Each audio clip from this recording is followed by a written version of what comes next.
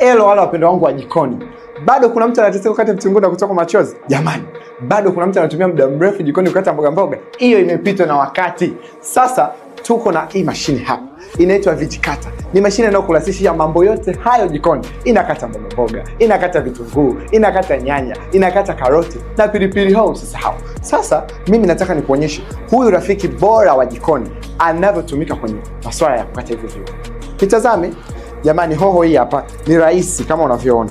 Ni rahisi namna hii jamani. Watu mnachelewa wapi kuandaa vitu? Hiki kitunguu usitoko tena machozi ukiwa jikoni. Mimi kama unavyoniona. Lakini pia karoti anarahisisha sana na kulainika pia. Inasaidia kuweka mboga smooth, inaleta ladha ya mboga ukiwa jikoni. Ni rahisi sana kufunga na kufungua. Na pia ni rahisi kusafisha. Na panga zake kama unavyoziona ni kali.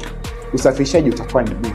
Yaani unabinya kitufe chini hapo, unaletea popote ulipo. Usisahau kwamba zimebaki chache sana. Mimi tayari na ya kwangu. Na wewe uwe na ya kwako. Tu wapishi bora.